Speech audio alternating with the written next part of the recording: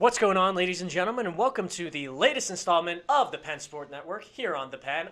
We're going to have a slightly different episode than normal. Jake Slobotnik, our third member, was not able to make tonight's shooting, had some prior requirements. So tonight is just going to be kind of laid back with me, Jeff Hart, and none other than Stephen Langdon Jr.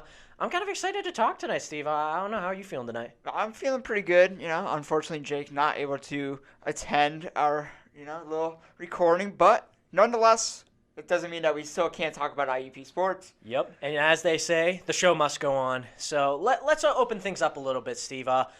Basketball season is back and in full swing. Let's talk about men's real quick. They both teams had their tournament over the weekends, both coming out with 2 victories.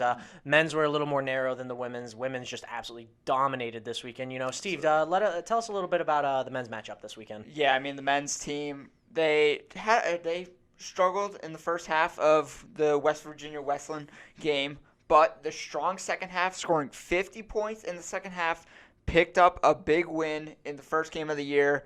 The players that I really thought were key to that performance were Armoni Foster, who we talked about last week. He had a big game, and then Dave Morris, the transfer from Tennessee State, having a big game as well.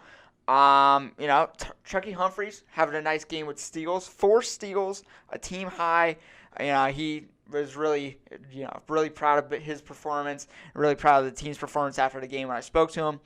And then in the second game against Concord, a team that, could compete in their conference, and I project them to be in the realm of possibly making it to the tournament as well this year. They were very close last year. Unfortunately, we're just barely not able to get in, but a strong team once again this year. IUP came out, and they were okay. They didn't really dominate the game, I would say. But, a very strong opponent, if I do say so myself. And you have 2 big players in that game, 2 transfers. Shawdell Jones had a double-double. I think he had 11 points and 10 rebounds on the day. And Tommy Demoterantis, he is the transfer from Northern Illinois. He had a double-double as well, racking in around, I think it was 18 points and 13 rebounds in the game. So those are 2 big players in that one. As far as the team's performance, I thought it was average. I'm not going to really say that it was incredible in the first 2, but there's a lot of potential for this team. They're still getting used to the players around them. Coach Lombardi alluded to it later after the game in an interview. He was saying to me that apart from Chucky, Armoni, and Malik, out of the rest of the top 7, there's no experience on this team. This is a whole new team than what we're used to from last year. But I thought it was an average performance.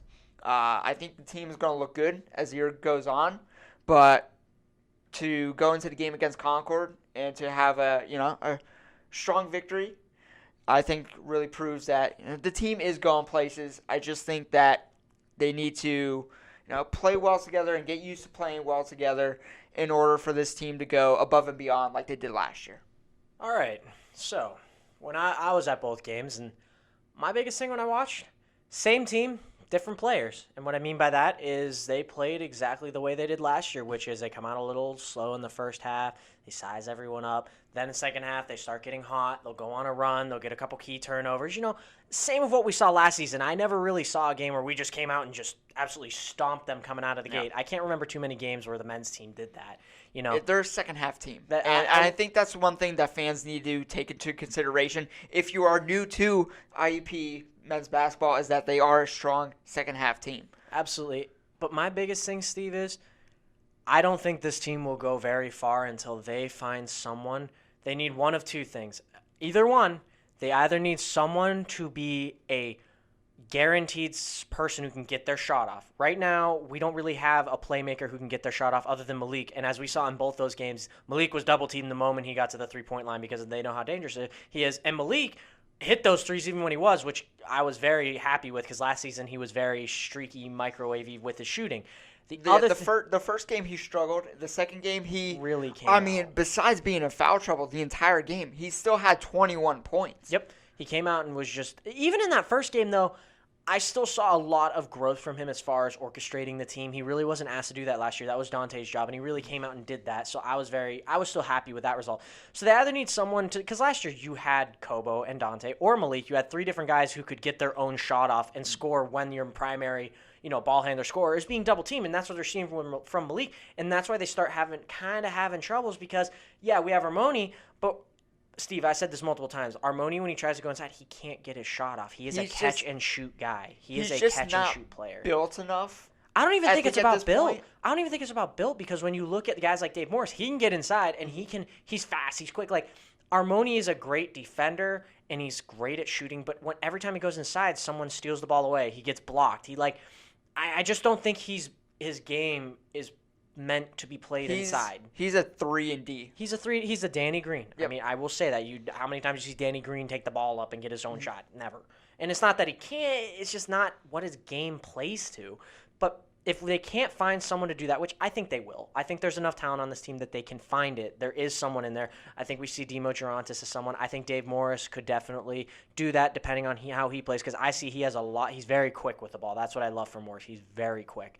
But the thing they need a big man. They struggled with rebounding the ball against taller teams, especially in that game against Concord. I noticed there were a couple times that I saw Lombardi on the sideline yelling rebound. There were times where we were just getting we were losing on the box out. Their tallest player, Diop, is on the bench as well. I don't know if they're going to try to get him in at all this entire year. Really, the tallest player I see consistently is Ethan Porterfield. Yes. Probably consistently, him and Demo Gerontis are the two more sizable guys, but even compared to last year, they're about 6'8", 6'7", but compared to last year when we had guys who were 6'10", 6'11", a solid 4 or 5 inch difference. When you go up against bigger teams, you're going to have a harder time with that. They need to find someone who can be inside and just be a post threat. Even if they don't have the height, they need to be strong inside and have a post move and be dangerous. That's what Brunwick did really well last year, especially if you're going to have a guy be the primary ball handler. You need to have someone be inside, be a threat if they're going to send because right now all teams have to do is send everyone to the perimeter. IUP has a hard time scoring inside from what I've seen in the first two games. Demo Gerontis is about the only guy I see on the roster who, when he gets inside, he's going to get it in. He plays strong. Very similar to Kobo. He's very strong inside. And obviously Malik, but Malik's had a hard time getting that dribble penetration in there because he's getting so much defensive attention. So what they need is someone to be a threat inside because right now their game is predicated on all around the arc. But I don't care what anyone says. The mid-range game is still useful because it takes away attention from the other areas. Mm-hmm. Even though it might statistically be not as successful according to every standard metric. I'm not a metrics person. I can't stand it because I think it takes away the knowledge of the game and it takes away the human aspect of it. And also, even by statistical standards, the 3 and the inside, inside the paint are the statistically best way to play basketball. 3, obviously, because you're counting by an interval of 3, and inside because not only it's statistically more likely to get the shot in because there's less distance between you and the basket, but also you can get a shooting foul more likely inside that space. They happen more frequently. So you need to be more active inside. That's the biggest thing. I want to see more inside play from the Crimson Hawks, the men's team. The one thing, and this is the one thing I'm going to look forward to all year long, I think we have more bench depth this year than we did last year. I see a lot of players like Shawdell Jones, Morris, who will come off the bench occasionally, and they'll be able to score points. I mean, this is a team that could score a lot of points. You mentioned that their defense their rebounding isn't the best, but I think that scoring-wise, they are perfect. They are where they need to be. But I really like the bench depth this year. I think we have a little bit more than we did last year. I just think it's about mixing what the different looks are going to be this year compared to last year, just because you're replacing 3 big name talents. I mean, you're replacing 3 essentially campus legends at this point. And I think that's going to be the biggest thing that they have to do. But Coach Lombardi said, he's like, when we're recruiting, we don't look for another Dante. We don't look for another Willem. We just try and find guys that are going to fit the system. Yep. Best talent available. And I think as of right now, we are bringing in the best talent that we possibly could, and we're making do with what we have. Now, how far that's going to take us, we'll have to see. But I think as far as the bench goes, I like the way our bench is looking. I think we have a little bit more talent on the bench this year than we did last year. All right, well, that's a little bit of a preview of the men's team. Before we come back and give a little analysis of the women's basketball team, here's a quick word from our sponsors. We'll be right back. The Penn Sports Network would like to recognize the following sponsors for this episode. Crimson Hawk Rentals. Quality, convenient student housing now leasing for the 2020-2021 school year. Apartments now available near Johnson Hall. Tom's Pizza. Authentic, handcrafted Greek food at affordable prices located on 7th Street in Indiana. Winner of the 2014 and 2005 IUP Pizza Fest, Tom's offers pickup, delivery, and/or catering options. Call and order today.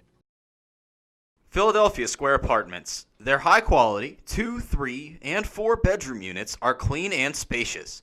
Do yourself a favor and give Philadelphia Square Apartments a call at 724-349-0462 or visit philadelphiasquare.com today to book your appointment to snag a spot at one of their 8 locations for the 2020-2021 school year. Welcome back, guys. Thank you to our sponsors for contributing to this episode. We really appreciate it. Couldn't do it without them. Steve, the women's team also played on Saturday and Sunday at the Memorial Fieldhouse. Kind of a little bit of a throwback for the women's team, kind of a little bit of taste of home right there. But, it was very strong for the women's team. Entirely different story, just utterly dominant. They outscored their opponent something like 177 to 90 something like that. I wrote it in my article. By the way, you should read my article about the women's basketball team. I wrote one about the men's, if you want to read that as well. We'll shamelessly plug that. Literally almost doubling the scoring of what their opponents did. They were just utter routings by the women's team. The women's team, I don't even have words to describe it. We broadcasted the first game, and we saw something different about this team. This isn't a team that relies upon 2 or 3 players. This is a team effort. And I was talking about the bench depth on the men's team. The women's team, we were sending out our 11, 12 players out there, and they were still putting up points. Our freshmen, we were sticking out freshmen, and we were still dominating. Here's a stat, Steve. In the first game against Davis and Elkins, every IUP player scored except 2.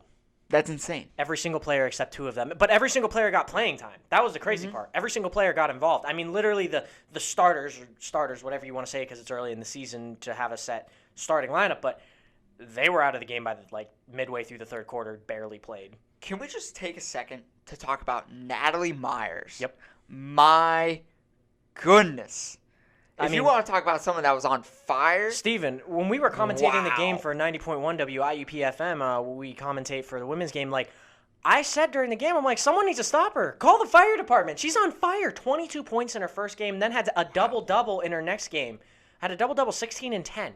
So Natalie Myers is on fire to start the season, like you said. And I got to talk to Mara Deanna, who's back on the team and giving some great production as well. Had a double-double. Fantastic player. Had a double-double in her second game. Really gave some elite production. I talked to her. She's in my geography class. She said Natalie worked on her shot all offseason, and it's more consistent. And you said that to me, and I'm like, okay, yeah, well, we'll have to see what happens when it's actual game time. She was a good scorer last year, but we'll have to see how much she actually improved. But my goodness. Well, now, that was insane. The biggest thing, there's a lot of things I want to pick apart with this team because, like you said, it was a complete 180. The biggest thing is I think our crucial advantage over other teams right now, we have 3 players that we can substitute at the 4 and the 5 as kind of like our bigs, even though the 5 position's pretty much dead in collegiate basketball. But Natalie Myers, Lexi Griggs, and Mara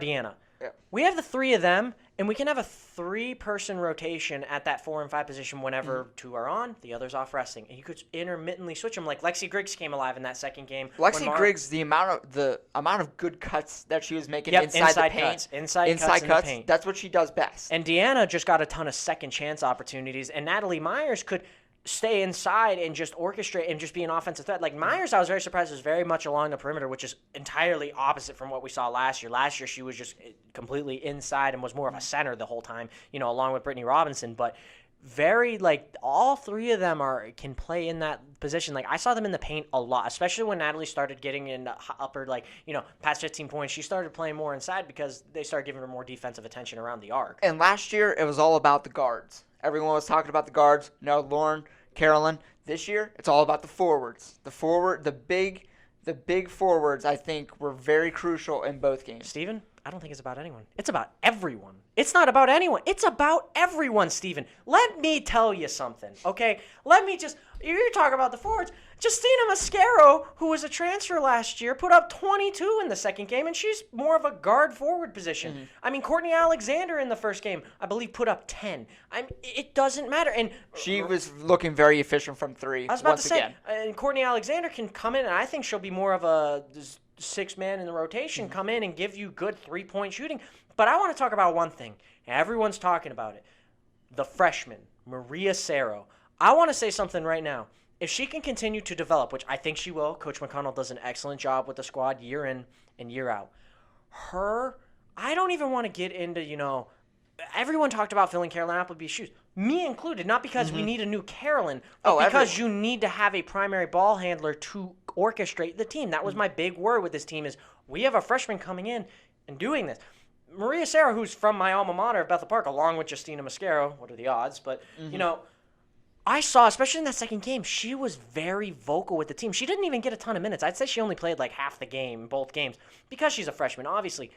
But she was orchestrating the team to perfection, calling plays. She's fast. That was the biggest thing. She is fast. I think her name was the name on everyone's lips. You're looking down the roster. You see that's someone who's different. Yeah, you see the numbers. You know who you expect to play well. But then you saw Sarah, and you're like, wow.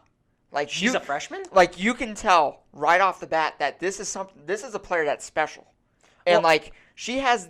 It's not even just her playing ability. It's just the intangibles that you can't teach. It's the stuff that you can't teach. You can't teach confidence. And I was with Coach McConnell after the game, and I talked to him. I'm like, I want to know your perspective on her. He goes, she's confident. She's already out there. She's doing her job. And the one thing I love that's the first thing I noticed in her. I saw her, and I saw freshman, and I'm like, okay, well, maybe this is just a one-time thing.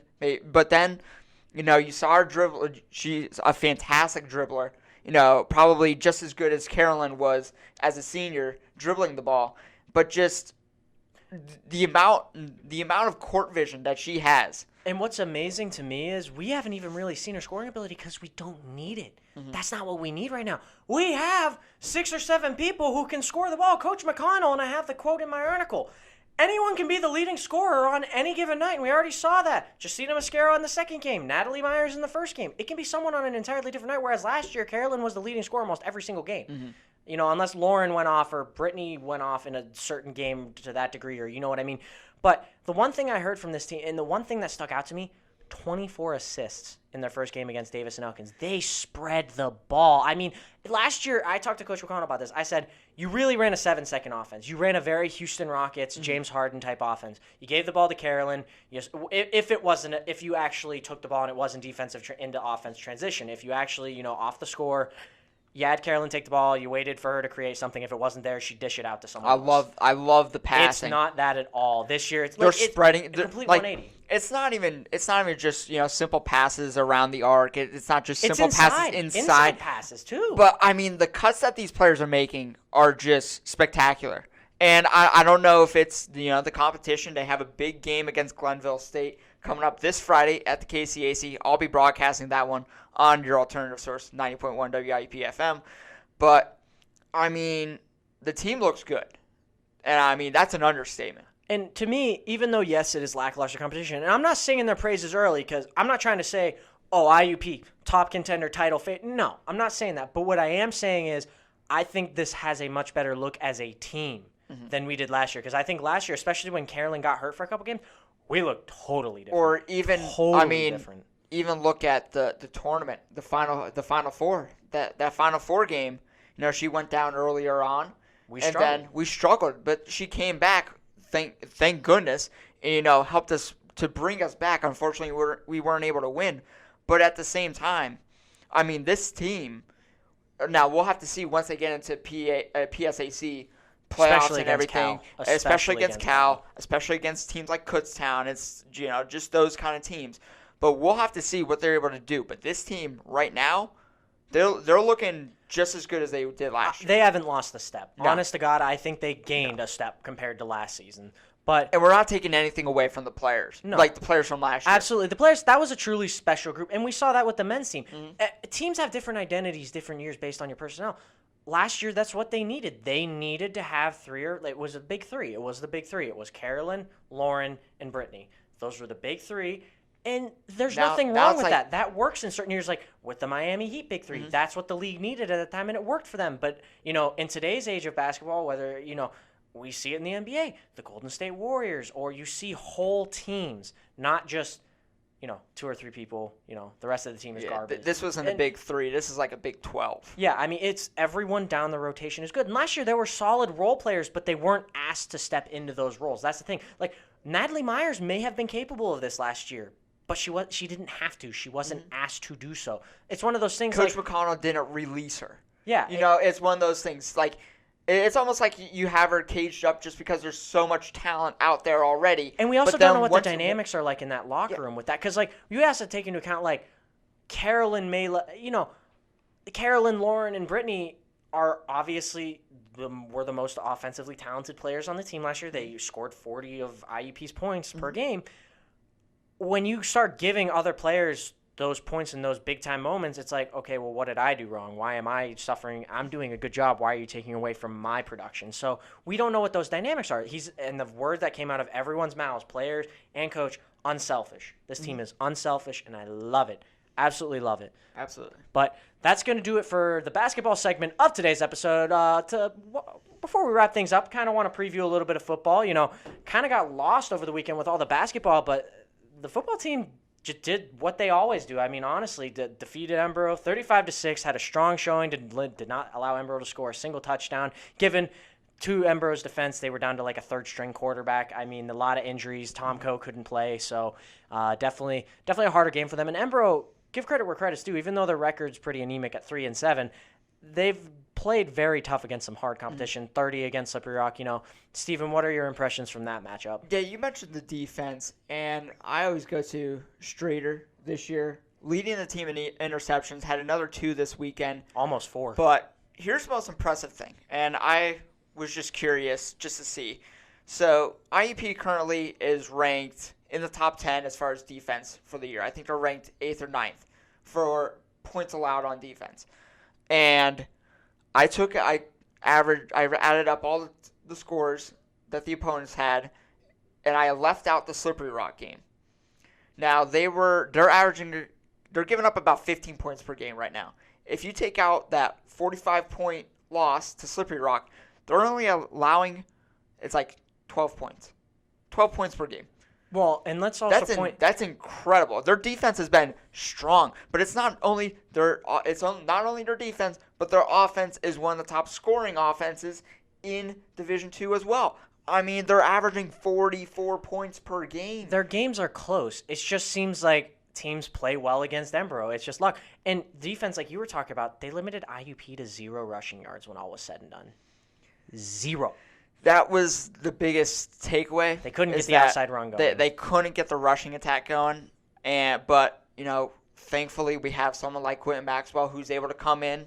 3 touchdowns. 3 touchdowns, 277 yards, and I thought had a pretty good game. I think the thing about it is that IP started out slow. They started out very, very slow. And their defense was the one that won them that game, in my opinion. And that's what I saw. And to me, that's just become the norm. We're IUP with a lot of their teams, with the exception of the women's team, which they just blow people out outright. We're a very second-half type school. I mean, you see that with the football team. You see that with the men's team for basketball. They come out great in the second half because our coaches are very good at assessing what that team is good at and then making halftime adjustments, and it's an entirely new look. And I was talking to Dr. Jessic, in the journalism department at the game. I bumped into him, and we both agreed that after the first half, it was looking like the Shippensburg game from last year. They just did not come out strong whatsoever, and it's almost like they were sleeping on the opponent. But then they come out, have a strong performance. Speaking of Shippensburg, we have them this week in a must-win game because if we win this game, it's guaranteed that we're in the playoffs. We're guaranteed in the playoffs. The game of the week, Kutztown versus Slippery Rock. The two undefeated teams in the region go up against each other. I'm more curious in seeing where they put that team that loses, how far they drop down the regional rankings, because right now it's Kutztown, Slippery Rock, Notre Dame, Ohio, which just lost a game against an unranked team this past week, and then us. I really sincerely hope Slippery Rock loses because I think that would help our rankings the most at this point. I honestly think that if Kutztown loses, that helps us the most, because Slippery Rock beat us. I think that the reason they're going to look at the rankings and they're going to say, okay, well, look at these three teams that have lost one game. You got Notre Dame, Ohio, who lost to a ranked opponent. Kutztown, who lost to Slippery Rock. And then us, who lost to Slippery Rock. I was only thinking just because of PSAC standing, Slippery Rock obviously being in our division might look a little better, help us in the actual standings. Honestly, at this point, we're ranked 3rd or 4th. I don't see us jumping Notre Dame, Ohio. I'm going to say 4th. Right now, we're playing against Shepherd in the playoffs for the first week, which would be next week. And I think as far as the team goes, I think that we could very well be I think that we can very well be Shepherd. Right now, the PSAC dominates the region. We have 5 of 7 teams in our region, and that might stay the same. Going into Selection Sunday. Selection Sunday this Sunday, we'll find out who's playing who, but it's going to be just really interesting. We have to get past Shippensburg, though. We can't do what we did last year. Yeah, this is a game that we cannot sleep on. Last year, of course, we slept on Shippensburg, and look what happened. It was the 3rd loss of the season. So right now, if you are able to go into the playoffs by defeating Shippensburg, had a lot of close games. They were close against Cal U and Slippery Rock in the games that they played against them. So they are not a team to sleep on. So if we are able to go in there and just completely dismantle Shippensburg, I think we're looking fine for the playoffs. I don't know how far we'll advance. We'll have to see next week. It's going to be a tough one. When the schedule gets released, I'll be able to determine how far we can go. I actually want to see a Slippery Rock rematch. I got to talk to a couple of the players. They're ready for that. And in fact, the loss of Slippery Rock this year, I think gave them hope because it showed them that team can bleed. Slippery Rock, we have not beaten them since 2017. I think we showed this season Slippery Rock is not immortal. We can look beat what we did to the teams after we played Slippery Rock. Yep. We trounced them. It Bounced wasn't back. even close for the majority of those games. Absolutely. So I think the biggest thing is that you need to go into next week. You need to go into this week against Shippensburg. Rest some of your players. Yep. I'm talking Samir. I'm talking about Justice. I'm talking about Strader. I mean, I'm just resting all my big players. Tillman, another one. Tillman. 2 sacks for a loss. 2 tackles for a loss, a sack. I mean, Tillman's been on fire too. Everybody. I'm so worried that one of them is going to get injured. Why not start Jalen Reese? Why not? What do you have to lose? Or play Maxwell or play the once you get up for a couple of scores. Once you get into halftime, and if you're up by 2, 3, if you're up by 2 touchdowns, you take them out. I'm sorry, but if you're up by 2 scores, I think at that point Jalen Reese is plenty good enough with the players that we have to just dominate. And just stick out Malik Anderson out there. Take out Justice. Take out Samir. I'm not as worried about our offense, to be perfectly honest, just because even if someone does get hurt, we have someone to fill the role, do your job. We have a guy who can do that. As long as it's not an offensive line. I'm more on defense right now. There are a lot of crucial guys like Nazir Streeter, Dondre Tillman, Nick Amendola, Damon Lloyd. Those are like JR. Like those 5, I know that's like most of your defense, Jack but like Jones.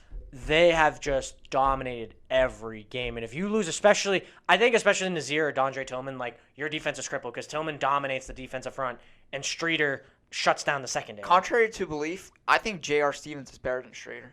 And it could possibly be. No, but here's my reason. I've been saying it all year. No one goes to JR. You see every single game. No one goes his way. He's shunning. He's essentially playing on an island. He reminds me of Darrelle Revis. Not saying that he plays like him, but he's on an island by himself, and he's just shutting down the number one wide receiver week in, week out. Well, and like you said, it's going to give more attention to the guy Nazir is playing against. It's just the way it is. When you are talented at a corner position or in a secondary position, when your name's not called, that's a good thing. It's picture poison. It's picture poison with either of them. I mean, then you have Shaq Jones in the back. Yeah, Shaq Jones is gonna absolutely demolish you if you get behind in the safeties. So there's no way that this team is way too talented. Absolutely. But that's going to be about it for this episode. Thank you guys. As always, we couldn't produce any of this without our support from our sponsors and from the fans especially. Please read the Penn every Tuesday and Friday. New editions come out constantly. Steven and I, beat writers, please read those articles. And as always, guys, thank you very much. We'll see you next time.